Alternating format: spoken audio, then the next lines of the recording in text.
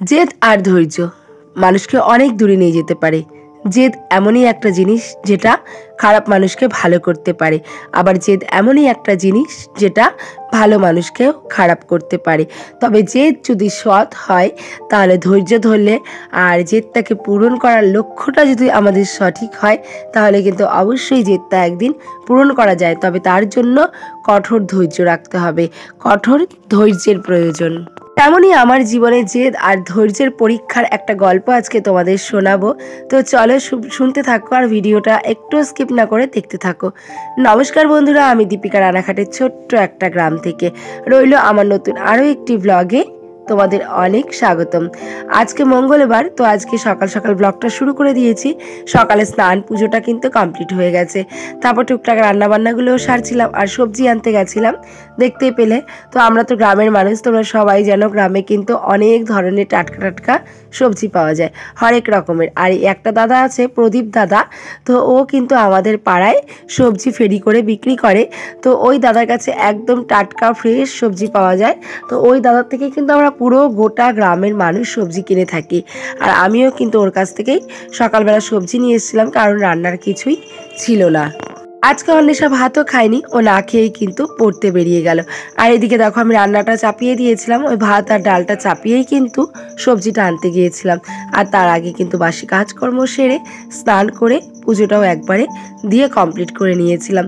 তার কারণ আজকে বাড়িতে একটু মিস্ত্রি আসবে, তো সেক্ষেত্রে দুপুরবেলা যদি চানটা করা অসম্ভব হয়ে ওঠে, এই জন্য সকাল সকাল স্নানটা করে নিয়েছিলাম। তো ওদিকে বসিয়ে দিয়েছি টমেটো দিয়ে টক ডাল, আর ভাতটাও হয়ে গেছে, ভাতের ফ্যানটা ঝরাতে দিয়ে দিয়েছি। আর এদিকে দেখো আমার শাশুড়ি মার গাছের পুঁই শাক, এত ভালো স্বাদ পুঁই শাকগুলো, মানে কি বলবো, আশেপাশের মানুষরাই কেটে কুটে খেয়ে নিচ্ছে। তো আমার শাশুড়ি মা কালকে কি করেছে, ওই অল্প কটা ডাঁটা কেটে ভালো করে কেটে ওগুলোকে প্লাস্টিকে মুড়িয়ে রেখেছিল। তো সেটাই আজকে ভালো করে ধুয়ে নিলাম, ওটাই রান্না করব। আর এদিকে একটুখানি লাউ অনেক দিন ধরে ফ্রিজে কাটা ছিল, তো সেটাও মুসুর ডাল দিয়ে একটু ছিটা টাইপের রান্না করব। আর ওদিকে টমেটো দিয়ে টক ডাল করেছিলাম। তো এখন দেখো দুদিকে দুটো গ্যাস ধরিয়ে দিয়েছি, আর দুদিকে দুটো তরকারি কিন্তু আমি বসিয়েও দিয়েছি। বসিয়ে ভালো মতো ঢাকা চাপা দিয়ে দিলাম, আস্তে আস্তে হতে থাক, ততক্ষণে আমি বিছানা দুটোকেও তুলে নিচ্ছি। সময় আমাদের অনেক কিছু শিক্ষা দেয়, সময়ের থেকে আমরা অনেক কিছু শিখতে পারি। যে সমস্ত কাজগুলো আমরা কখনো বাপের বাড়িতে করে আসিনি, সেগুলো কিন্তু সময়ের পরিবর্তনের সঙ্গে সঙ্গে আমাদের করতে হচ্ছে। তবে সেই কাজটা যদি সম্মানের হয়, ভালোবাসার হয়, তবে সেই কাজটা কিন্তু করতে কোনোই গায়ে লাগে না। তবে সেই কাজটা করার পরেও যদি আমি তীব্র অসম্মান পাই, তাহলে কিন্তু সেই কাজটা করার প্রতি মন একদমই টেকে না। মুখের ভালোবাসা এমনই একটা জিনিস যেটা দিয়ে কিন্তু ঘরের একটা বউকে দিয়ে সমস্ত কাজ করানো যায়। তবে সেটা যদি ভালোবাসার হয়, তাহলে কিন্তু বউটা সমস্ত কাজ কিন্তু মুখ বুঝে ওই একটু ভালোবাসা পাওয়ার লোভেই করে থাকে। তবে ঘৃণা দিতে দিতে সেও কিন্তু একদিন তিক্ত হয়ে ওঠে। আর ভালোবাসা দিলে কিন্তু সমস্ত কাজটা এসে হাসি মুখে করে। ভালোবেসে সংসারে কাজ করাটা কিন্তু কোনো অসম্মানের নয়, বা সেখানে কোনো চাকরানির মতো কাজ করছি এটা বলেও কিন্তু মনে হয় না। তবে সেই কাজটা যদি অসম্মানজনকভাবে আমাকে দিয়ে করানো হয়, তাহলে কিন্তু সেটা চাকরের থেকেও অধম বলে মনে হয়। রান্নাবান্না মোটামুটি কমপ্লিট হয়ে গেছে, আর আমার জন্য আর বাবুর জন্য ভাত বেড়ে নিয়েছি। এদিকে দেখো মিস্ত্রি দাদারা চলে এসেছে কাজ করতে। তো এদিকে মিস্ত্রি দাদারা কাজ করছে, আর একদিকে দেখো আমি একটুখানি রায়তা বানিয়ে নিয়েছিলাম শসা কুচি, টমেটো কুচি আর টক দই দিয়ে। সেটা খেতে খেতে দেখো এখন আমিও কাজ করছি। আসলে কর্মই হচ্ছে আসল ধর্ম। সংসারে থাকতে গেলে কিন্তু আমাদের কাজ করতেই হবে, সে যতই কষ্ট হোক না কেন। এটা হচ্ছে আমাদের বাড়ির কাজ, তো বাড়ির কাজ তো আমাকে করতেই হবে। যার যার বাড়িতে যা যা কাজ আছে সবাই কিন্তু একটু হলেও করে, সে যতই কোটিপতি হোক না কেন আর যতই দিন খাওয়া দরিদ্র হোক না কেন, তবে বাড়ির কাজ কিন্তু প্রত্যেককেই করতে হয়। এখন বাজে বিকেল 5টা। তো মিস্ত্রি দাদাদের দেখো অনেকটাই কাজ এগিয়ে গেছে, প্রায় শেষের পথে। আর এতক্ষণ ধুলো উড়ছিল, নোংরা উড়ছিল, তো এই জন্য কিন্তু সংসারে কোনো কাজকর্ম করতে পারিনি। তবে এখন 5টা বেজে গেছে, মিস্ত্রি দাদাদের কাজ কিন্তু প্রায় শেষের পথে। তো আমিও এখন টুকটুক করে সংসারের কাজগুলোকে একটু গুছিয়ে নিচ্ছি, কারণ যেহেতু অনেক ধুলোবালি উড়ে আছে, প্রত্যেকটা জিনিস কিন্তু খুব নোংরা হয়ে আছে, ঘর বারান্দা সব। তো এখন এগুলোকে টুকটুক করে পরিষ্কার করব। আর এদিকে দেখো সকাল থেকে কিন্তু দাদাভাইরা কাজ করছেন, কিন্তু কিছু না খেয়েই। আর আমাদের গ্যাসের সিলিন্ডারটাও কিন্তু খোলা, তো এই জন্য একটু চাও করে দিতে পারিনি। তাই দাদাভাইদের যেহেতু একটু কাজের একদম শেষের মুখে, তাই একটু সিঙ্গারা আর মিষ্টি দুজন দাদাভাইকে কিন্তু দিয়ে একটু টিফিন করিয়ে দিলাম, যে আপনারা কাজটা কমপ্লিট করে খেয়ে দিয়ে তারপর কিন্তু অবশ্যই যাবেন। দাদাভাইরা কাজ থেকে চলে গেছে, আমাদের পুরো সিঁড়ির রেলিং লাগানো একদম কমপ্লিট হয়ে গেছে। আর আমি এখন দেখো আস্তে আস্তে ঘর দোর পরিষ্কার করে নিচ্ছি। প্রথমে দেখো ঘরটাকে ভালো করে পরিপাটি করে ছাড় দিয়ে নিচ্ছি, তারপর ঘরটাকে মুছে নেব। আসলে ঘর মোছার আগে যদি ঘরটা একটু ঝাড় দিয়ে নেওয়া যায়, তাহলে দেখবো খাটনিটাও কম হয় আর ঘরটাও কিন্তু অনেকটাই পরিষ্কার হয়, মোছাটাও কিন্তু খুবই তাড়াতাড়ি হয়ে যায়। তো আমি যখনই ঘর মুছি না কেন, তখনই কিন্তু এরকমভাবে ঘরটা ঝাড় দিয়ে তারপরে কিন্তু মুছি। আর এদিকে দেখো একটু ঘর মোছার জলও রেডি করে নিলাম, ওই ঘরটা ঝাড় দেওয়া হয়ে গেছে।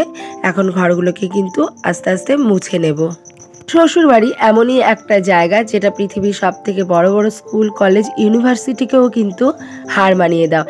আর এই শ্বশুরবাড়ির লোকজনগুলো প্রত্যেকে এক একজন করে টিচার, যারা আমাদের প্রতি ক্ষণে ক্ষণে শিক্ষা দিয়ে থাকে।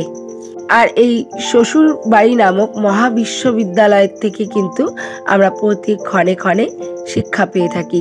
শ্বশুর বাড়িতে এসেই কিন্তু আমরা মানুষ চিনতে শিখি, শ্বশুর বাড়িতে এসেই কিন্তু ভালো মন্দ বুঝতে শিখি। কারণ আমরা যখন ছোটোবেলার থেকে বড় হই মা বাবার আচরণে, তখন কিন্তু তাদের স্নেহ মমতাটা অনেকটাই অন্যরকম থাকে। শ্বশুর বাড়ির বাবার বাড়ির ভাতটা অনেকটাই সস্তা, কিন্তু শ্বশুরবাড়ির ভাতের কিন্তু অনেক দাম, যেখানে সবাইকে না খাইয়ে তুমি কখনোই খেতে পারবে না, সবাইকে খাওয়াবে তারপরে কিন্তু খাবে। আমি অন্য সবার কথা বলবো না, আমি নিজের অভিজ্ঞতার থেকে কিছু বলবো। সেটা হলো, তোমরা যারা গৃহবধূরা আছো, আমরা যারা গৃহবধূরা আছি, অনেক অপমান, লাঞ্ছনা, গঞ্জনার শিকার হয়েছি। শুধু আমরা নই, অনুপস্থিত থাকাকালীন আমার বাবা মারাও এরকম লাঞ্ছনা গঞ্জনার শিকার হয়েছে। তাদের একটা কথাই বলবো, এবং যেটা আমিও করেছি সেটা তোমাদেরও বলবো, একদম ভুল পথে কেউ যেও না, ভুল সিদ্ধান্ত কেউ নিও না। ভুল সিদ্ধান্ত না নিয়ে তোমরা ঘুরে দাঁড়াও, জেদ রাখো, যেটা আমি রেখেছি। জীবনে অনেক জেদ করেছি, অনেক জেদ রেখেছি, তবে সেটা সৎ জেদ, যে আমি এই জেদটা করছি, আমি পরবর্তীতে তোমাদের দেখিয়ে দেবো আমি এটা করতে পারি কি না পারি। শুধুমাত্র ধৈর্য ধরেছি আর সময়ের অপেক্ষা করেছি। যে বাড়ির থেকে আমাকে বারংবার তাড়িয়ে দেওয়া হয়েছে, আমার জন্য যে বাড়ির গেট বন্ধ হয়ে গিয়েছিল, আমাকে যারা একদিন রান্নাঘরে রান্না করতে দেয়নি, তাদের সঙ্গে জেদ করেছিলাম আমি। ধন্যবাদ সবাইকে, প্রণাম জানাই তাদেরকেও, যারা আমাকে একটা সময় অনেক ঘৃণা করেছে। আজকে তারা আমাকে ঘৃণা করেছিল বলেই এই জেদটা আমি করতে পেরেছি। এক এক করে সংসারে সমস্ত জিনিস করছি, নিজের জেদগুলোকে পূরণ করছি, তবে কাউকে আঘাত করে নয়, যে যারা আমাকে আঘাত করছে তাদের বিনিময়ে আঘাত ফিরিয়ে দেব, কখনোই আমি সেটা করিনি। সেই আঘাত না করেও কিন্তু মানুষকে অনেক কিছু দেখিয়ে দেওয়া যায়, তবে জেদটাকে সৎ হতে হবে, ধৈর্য ধরতে হবে, আর শুধুমাত্র সময়ের অপেক্ষা করতে হবে। তার সঙ্গে সঙ্গে প্রচুর পরিমাণে পরিশ্রম করতে হবে। এমনও এক একটা দিন গেছে আমি অনেক না খেয়েও কাটিয়েছি, এমনও এক একটা দিন গেছে যেখানে শুধুমাত্র চোখের জল ফেলেছি, এমনও এক একটা দিন আছে ভুল পদক্ষেপ নিতে বাধ্য হয়েছি, এমনও একটা দিন গেছে যখন আমি সুইসাইড করার কথাও ভেবেছি। কিন্তু না, সেই সব কথা ভুলে গিয়ে তখন আমি জেদ ধরেছি যে না, আমাকে কিছু করতেই হবে, কিছু করে কিন্তু দেখাতেই হবে। তো সেই জায়গার থেকে আমি জেদ নিয়ে সময়ের অপেক্ষা করে ধৈর্য ধরে ভগবানের ওপরে ভরসা রেখে আজকে কিন্তু এখানে এসে দাঁড়িয়েছি। যখন আমি একবেলা দুমুঠো ভাত খেতে পারতাম না, এখন কিন্তু আমি ভাত খেতে পারছি, আমার মাথায় ছাদ আছে, রান্না করার জায়গা আছে। এর থেকে আর কি চাই? ভগবানের অশেষ করুণা, ভগবানকে আমার সহস্র কোটি প্রণাম। তোমাদের সাথে গল্প করতে করতে ঘর দোয়ার পরিষ্কার মোছা ঝাড়া সব কিন্তু হয়ে গিয়েছে। আর এখন না মনটা কিছুতেই মানছে না, তাই একটু কর্পূর আর ধূপ দিয়ে সারা বাড়িটাকে সুন্দর করে দেখিয়ে নিলাম। আর এটাতে কিন্তু অনেকটাই পজিটিভ এনার্জি দেয়, নেগেটিভিটিগুলোকে অনেকটাই দূরে সরিয়ে রাখে। তো চলো আজকের ভিডিওটা এখানেই রাখছি। ভালো লাগলে like, comment, share and subscribe. Tata.